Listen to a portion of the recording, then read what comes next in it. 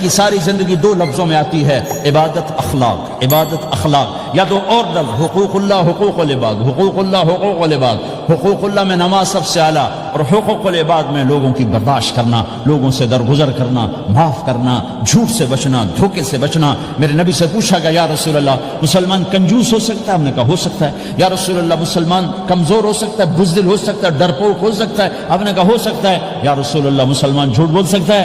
ہم نے کہا نہیں، جھوٹ نہیں بول سکتا، جھوٹ نہیں بول سکتا۔ ہاں، الا لعنت اللہ علی الکاذبین، جھوٹوں پہ اللہ کی لعنت۔ اس لعنت کے ساتھ 400 پاؤنڈ بچا لیے، 4000 بچا لیے، 4 ملین بچا لیے، 4 بلین بچا لیے، 4 ٹریلین بچا لیے، ساری دنیا کو بچا لیا، اور اوپر اللہ کی لعنت پڑی تو اللہ کی قسم گھاٹے کا سودا ہے۔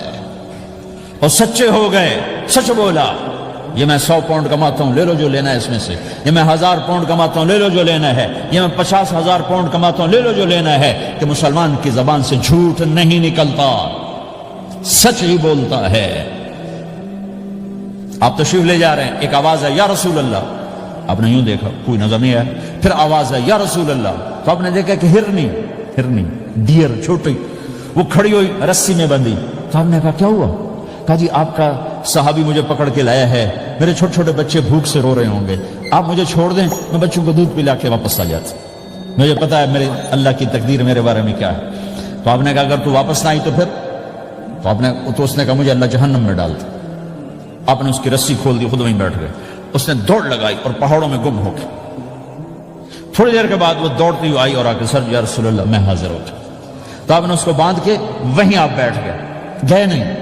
دیر کے بعد وہ صحابی آئے جو نے اس کو شکار کیا تھا، پکڑا تھا، تو کہنے لگے، ان کا یا رسول اللہ آپ یہاں کیسے؟ کہ میں ایک درخواست لے کر آیا ہوں۔ کہ کیا؟ کہ یہ ہرنی مجھے ہدیہ کر دے۔ کہ یا رسول اللہ سب کچھ آپ کا ہے، بس یہ ہدیہ کر دے۔ یا رسول اللہ حاضر۔ تو آپ نے اس کو لے کر رسی اس کی گردن سے نکالی کہ جا بچی اپنے بچوں کے پاس جا کے خوشی منا، سچ نجات دیتا ہے اور جھوٹ ہلاک کرتا ہے۔ ایک ہرنی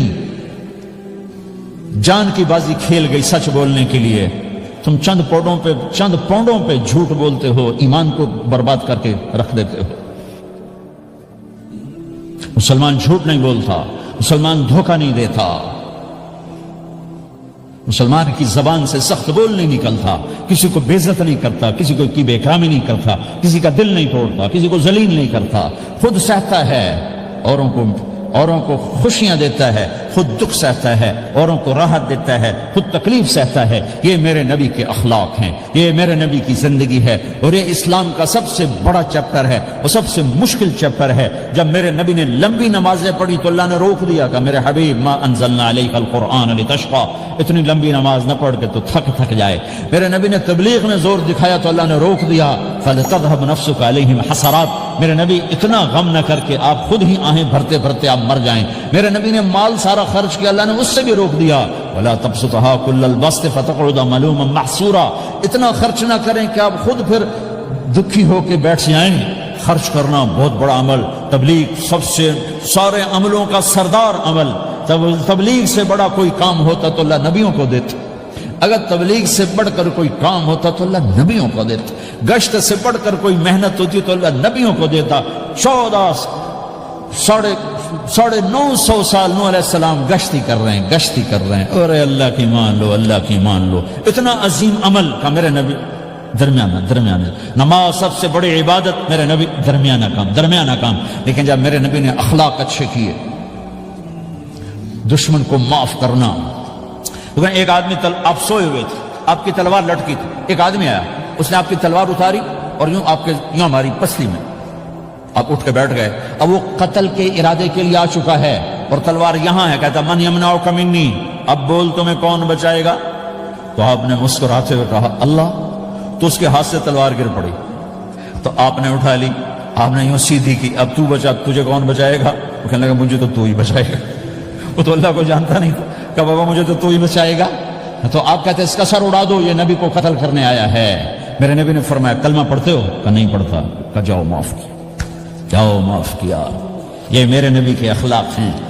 20 سال جنہوں نے قتل کے منصوبے بنائے، قتل کے منصوبے، مکہ والے، جب آپ مکہ میں فاتحانہ داخل ہوئے، ابو سفیان سب سے زیادہ آپ کو دکھ پہنچانے والوں میں پیش تو آپ نے ابو سفیان کو عزت دی.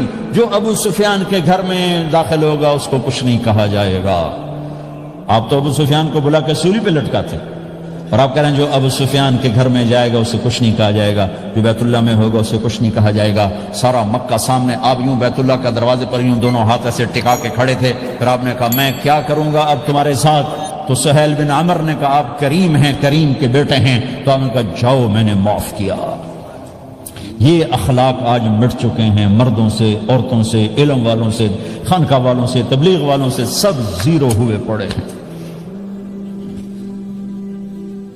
جب تک یہ اخلاق زندہ نہیں ہوتے اسلامی زندگی قائم نہیں ہو سکتی, اسلامی معاشرت قائم نہیں ہو سکتی. اور دین دو چیزوں سے آگے پھیلتا ہے, ایک دعوت اور ایک اخلاق. دعوت اور اخلاق, دعوت اور اخلاق.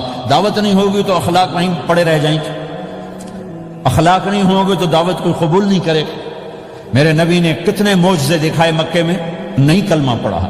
بدر میں ان کے 70 مارے گئے, فرشتوں کو دیکھا, جبریل کے گھوڑے کی آواز سنی, کلمہ نہیں پڑھا. خندق میں شکست ہوئی, کلمہ نہیں پڑا. پانی نکلتے دیکھا انگلیوں سے, کلمہ نہیں پڑا. ایک بکرے کا ایک بازو پکایا, ایک بازو بکرے کا, ایک اگلا جو بازو تھا, اور 40 آدمیوں نے کھانا کھایا اور ایک بوٹی کم نہیں ہوئی, ایک بوٹی کم نہیں ہوئی, کلمہ نہیں پڑا.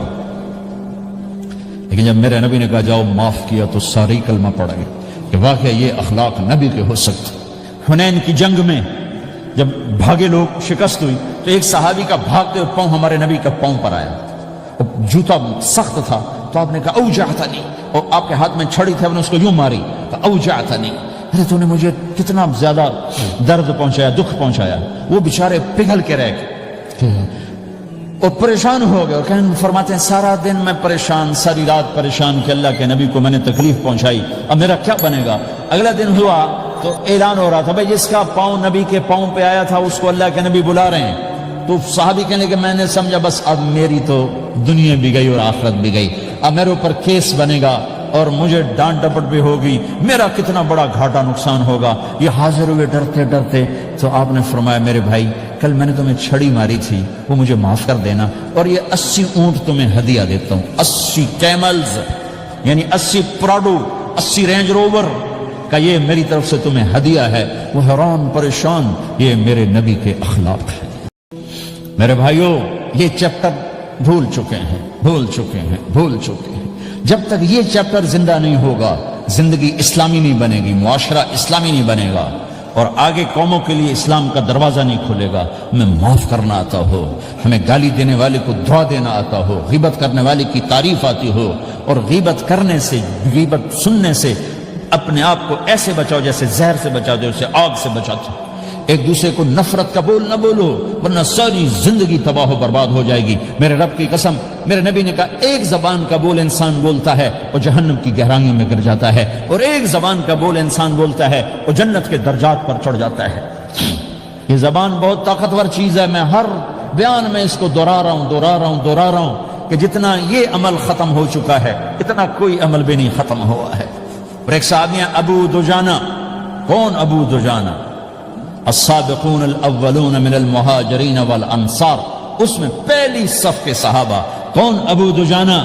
جب آپ حج پر گئے تو اپنی جگہ مدینے کا امیر ابو دجانہ کو بنایا. ابو دجانہ حج میں شریک نہیں ہوئے, کہ آپ نے اپنی جگہ ان کو اپنا نائب بنا کے وہاں کھڑا فرمایا ابو دجانہ میری جگہ پر مدینے کا امیر ہے. یہ وہ ابو دجانہ ہیں. کون ابو دجانہ؟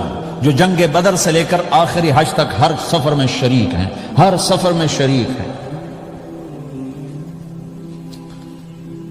ان کی ایک بات میں بتانا چاہتا ہوں, پہلے تھوڑی سی ان کی ہسٹری بتانا چاہتا ہوں. کون ابو دجانہ؟ احد کی جنگ میں آپ نے تلوار اٹھائی, کہ اس تلوار کو کون لے گا؟ کئی صحابہ کھڑے ہو گئے. آپ نے کہا اس تلوار کا حق کون ادا کرے گا؟ سارے بیٹھ گئے, 3 آدمی کھڑے رہے, ایک زبیر بن عوام, ایک عمر بن خطاب, ایک ابو دجانہ. ان کا نام ہے سماک بن خرشنہ, سماک بن خرشنہ ان کا نام ابو دجانہ سے مشہور ہے. تو آپ نے تلوار نہ عمر کو دی, نہ زبیر کو دی, ابو دجانہ کو دی. تو عمر رضی اللہ عنہ نے تو محسوس نہیں کیا, حضرت زبیر نے محسوس کیا کہ اس کو کیوں دی, مجھے کیوں نہیں دی, میں مہاجرین میں سے ہوں, میں پھوپھی کا بیٹا ہوں, میں اس سے دلیری میں کم نہیں ہوں. بلکہ حضرت زبیر کی دلیری کی تو دھک تھی. جدھر تلوار چلتی تھی کاٹتی چلی جاتی تھی، کہنے کہ میں دیکھوں گا یہ کیا کرتا ہے۔ تو ابو دجانہ کے پیچھے پیچھے زبیر ہو لیے، تو ابو دجانہ نے جو حملہ کیا تو 3000 کا لشکر تھا، اس کو چیر کے پار نکل گیا، پورے لشکر کو کاٹ کے پار نکل گیا۔ اور آگے عورتیں کھڑی تھیں جو مکے کے لشکر کو تیار کر رہی تھیں، نحن بنات طارق نمشی علی النمارق مشی القتل بوارق المسک فی المخالق المسک فی المفارق والدر فی المخالق ان تقبلوا نعانقی وتدبروا نفارقی فراق غیر وامقی، یہ گانا گا رہی تھیں اور ان کو تیار کر رہی تھیں۔ تو جب ابو دجانہ کی تلوار نظر آئی تو سب بھاگی، ہندا پکڑی گئی، تو آپ نے یوں اپنی تلوار ہندا کے سر پر رکھی، انہوں نے چیخ ماری، تلوار ہٹا دی۔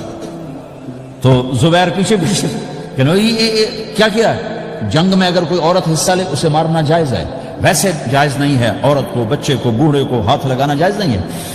تو انہوں نے کہا تلوار کیوں نہیں چلائی؟ کہا میرے محبوب کی تلوار ہے، عورت کے خون سے رنگین کر کے اس کی شان نہیں گھٹانا چاہتا، یہ میرے نبی کی تلوار۔ پھر واپس ہوئے، پھر اٹیک کیا اور پھر مجمع کو چیر دیا۔ سامنے ایک آدمی آ رہا تھا ہاتھی کی طرح، اتنا لمبا موٹا تازہ، تو زبیر کہنے کہ میرے جی میں آیا کبھی اس کی ٹکر ہونا پھر میں دیکھوں ابو دجانہ کیا چیز ہے۔ تو اللہ کا کرنا ایسا ہوا، ابو دجانہ دونوں آمنے سامنے ہو گئے۔ تو وہ ایسے شاہ سوار تھے کہ دونوں طرف کے لشکر ذرا تھم گئے اور وہ دونوں بھڑ گئے۔ ابو دجانہ کے اپنے جوہر، اس پہلوان کے اپنے جوہر، غبار اٹھا، مٹی اٹھی، اور اس کی اپنی طاقت، ان کی اپنی طاقت، انہوں نے ابو دجانہ کو اس نے زخمی کر دیا۔ ابو دجانہ نے جو جوش میں آ کے ماری تلوار، اس کو لگی یہاں، تو اتنی طاقت سے لگی کہ اس کے نیچے اتر کر 2 ٹکڑوں میں تقسیم کر دی، یوں ماری تو ایک حصہ ادھر ایک حصہ۔ پھر یوں دیکھا اور اپنے چہرے سے لوہے کی ٹوپی اتاری، اما ترا انا ابو دجانہ، کیا دیکھ رہے ہو؟ میں ہوں ابو دجانہ، تلوار صحیح لی ہے میں نے، غلط نہیں لی، یہ ابو دجانہ ہے۔ اور جب شکست ہو گئی احد کی جنگ میں، اور پھر 10-12 آدمی نے آپ کو گھیرے میں لیا ہوا تھا، ان میں ایک ابو بکر تھے، عمر تھے، علی تھے، طلحہ تھے، زبیر تھے، سعد بن ابی وقاص تھے، اور سہل بن حنیف تھے، عبادہ قتادہ بن نعمان تھے، اور ابو دجانہ تھے رضی اللہ تعالی عنہم، ان میں سے ایک ابو دجانہ بھی تھے۔ اور یمامہ کی جنگ میں ابو دجانہ شہید ہوئے، یمامہ کی جنگ میں شہید ہوئے۔ یہ ابو دجانہ کی تھوڑی سی سیرت آپ کے سامنے آئی ہے۔ اس کے بعد اب آپ ان کے قول کو سنو تاکہ اس کا وزن آپ کے سامنے آئے۔ یہ بدر کے شریک ہیں، اللہ کے نبی نے کہا بدر کا صحابی جو مرضی کرے بخشا گیا۔ یہ صلح حدیبیہ کے شریک ہیں، اللہ نے قرآن میں کہا لقد رضی اللہ، میں ان سے راضی ہو گیا۔ یہ صحابی ہیں، اللہ نے کہا کلا وعد اللہ الحسنى، اے میرا نبی تیرے ہر صحابی کے لیے جنت کا وعدہ ہے۔ اور اب یہ کیا کہتے ہیں؟ یہ کیا کہتے ہیں؟ لوگو ان ارجع عملی انت، لوگو میرے پاس، ابو دجانہ میرے پاس بخشش کا سب سے بڑا عمل جانتے ہو کیا ہے؟ بدر نہیں، احد نہیں، حدیبیہ نہیں، خندق نہیں، خیبر نہیں، فتح مکہ نہیں، آخری حج نہیں، کیا ہے؟ کیا ہے؟ لوگو ان ارجع عملی عندی، میرے پاس آخرت میں بخشش کا سب سے بڑا عمل بس ایک ہے کہ ما آذیت احدا بلسانی، میں نے اپنی زبان سے کبھی کسی کو دکھ نہیں پہنچایا۔ ولا اجد فی قلبی غلا لاحد، اور میرے دل میں کسی کے لیے بغض کوئی نہیں ہے، بس یہ میری بخشش کا عمل ہے۔ تو بھائیو، نبی کے اخلاق میں 2 چیزیں لے لو، ایک زبان سے کسی کو دکھ نہ دو، ایک دل میں کسی کا بغض نہ رکھو، اللہ کی قسم بغیر حساب کتاب کے جنت میں جاؤ گے۔